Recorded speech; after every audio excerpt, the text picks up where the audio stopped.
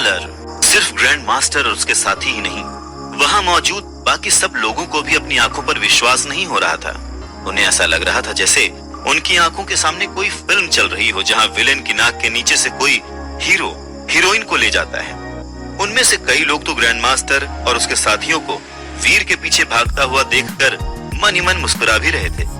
सभी के मन में बस एक ही सवाल था कि आखिर वो रहस्यमयी इंसान है कौन जिसे जय ने डॉलर कह के बुलाया था।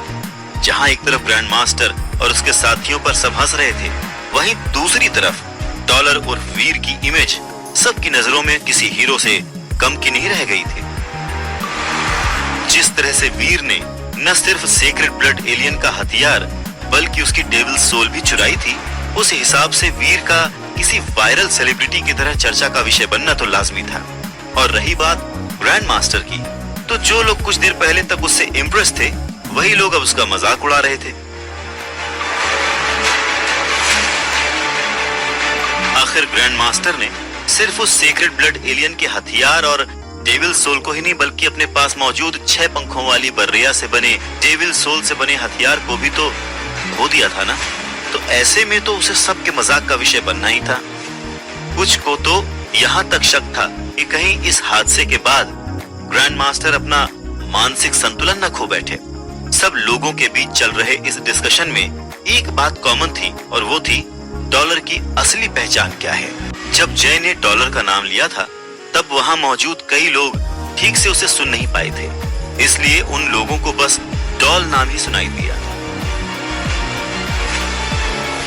भले ही ये नाम सुनने में सभी के लिए अजीब था, पर डॉल या डॉलर नाम के इस आदमी ने जो कारनामा किया था वो इस नाम से भी ज्यादा अजीब था।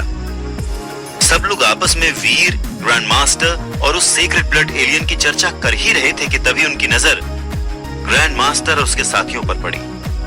इतनी बड़ी हार की वजह से उन सभी के चेहरों पर 12 बजे हुए थे। उन सब की ऐसी हालत देखकर कुछ लोगों को तो अंदर से बहुत खुशी हुई, क्योंकि कहीं ना कहीं वो सब भी ग्रैंड मास्टर और उसके साथियों की नाइंसाफी का शिकार बने थे। शायद इसी को कर्मा कहते हैं। सबको तंग करने वाला आदमी आज एक अनजान आदमी से हार गया था। वो अनजान आदमी उसे धूल चटा गया था। वापस आते ही ग्रैंड मास्टर सीधा जय के पास गया और उसे धमकाते हुए डॉलर के बारे में सभी जानकारी लेने की कोशिश करने लगा। उसने कहा, तुम जानते हो ना उस डॉल या डॉलर जो भी है उसका नाम, बताओ कहां रहता है वो? नहीं तो तुम जानते हो कि अंजाम अच्छा नहीं होगा। ग्रैंड मास्टर को यकीन था कि अगर जय ने उस अनजान आदमी को डॉलर कहकर बुलाया है तो ऐसा तो हो ही नहीं सकता कि जय उस आदमी के बारे में कुछ भी न जानता हो। ग्रैंड मास्टर का गुस्से से लाल चेहरा देखकर जय के पास ग्रैंड मास्टर को डॉलर से अपनी पहली मुलाकात के बारे में सब कुछ बताने के अलावा और कोई चारा नहीं बचा था। वैसे भी जय के पास इसके अलावा बताने को और था भी क्या, सिवाय डॉलर नाम के वो और कुछ जानता भी तो नहीं था। वो तो ये तक नहीं जानता था कि डॉलर नाम का ये आदमी दिखता कैसा है, फिर वो कहाँ रहता है, क्या करता है, उसकी तो बात ही छोड़ दो। ग्रैंड मास्टर को जय की बातों पर भरोसा तो नहीं था, पर वो और कर भी क्या सकता था।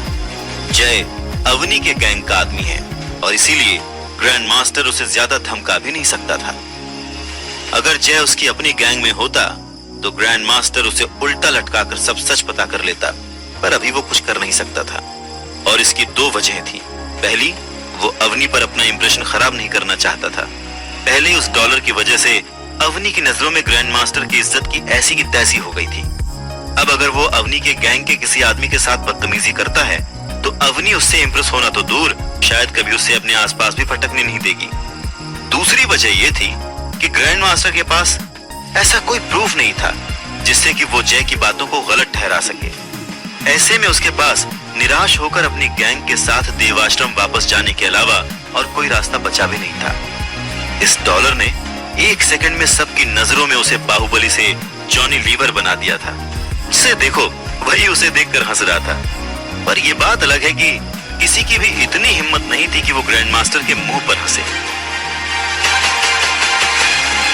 लेकिन अपने कमरे को अंदर से बंद करके बैठे ग्रैंड मास्टर ने मुट्ठियां भींचते हुए खुद से वादा किया, डॉलर तेरी वजह से आज सबकी नजरों में मेरी इज्जत की ऐसी की तैसी हुई है, और तो और अवनी पर मेरा इंप्रेशन भी खराब हो गया।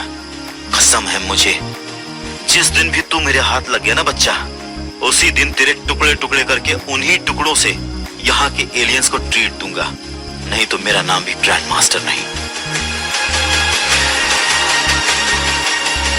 अब वो अपने इस वादे को पूरा कर पाएगा या नहीं ये तो नहीं पता, पर हाँ फिलहाल अभी कुछ समय के लिए डॉलर या डॉल, ग्रैंड मास्टर, वो सेक्रेड ब्लड एलियन और सेक्रेड ब्लड एलियन की डेविल सोल पूरे देवाश्रम में सबसे पॉपुलर टॉपिक्स थे।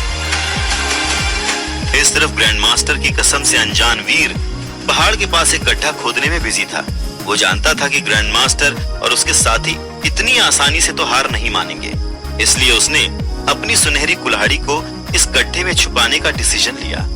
इस तरह से अगर ग्रैंड मास्टर और उसके साथी देव आश्रम में मौजूद बाकी लोगों की तरह उसकी भी तलाशी लेते हैं तो उन्हें वीर के पास कुछ मिलेगा नहीं, और न ही उन लोगों को वीर पर शक होगा, क्योंकि अभी भी वीर उन सब से मुकाबला करने के लिए पूरी तरह से तैयार नहीं है। भले इस समय वीर अपना रूप बदलकर उन लोगों से बचकर निकल गया हो, लेकिन रूप बदलने का भी एक टाइम पीरियड होता है। वो कुछ ही समय के लिए अपने बदले हुए रूप में रह सकता है। अभी उसके जीन्स इतने स्ट्रॉन्ग नहीं हैं कि वो इतने ताकतवर एलियन की डेविल सोल से ज्यादा देर तक अपने बदले हुए रूप में रह सके। जितना ज्यादा ताकतवर एलियन होगा, वीर को उतने ही ज्यादा जीन पॉइंट्स और उतनी ही ताकतवर बॉडी की जरूरत होगी। इस समय वीर के पास 8 सीक्रेट जीन पॉइंट्स हैं, और इतने पॉइंट्स के साथ वीर सिर्फ 8 मिनट तक ही अपने बदले हुए रूप में रह सकता है। इतना समय उसके लिए ग्रैंड मास्टर और उसके साथियों से बच निकलने के लिए काफी था, लेकिन उन लोगों का मुकाबला करने के लिए उसे और जीन पॉइंट्स की जरूरत थी।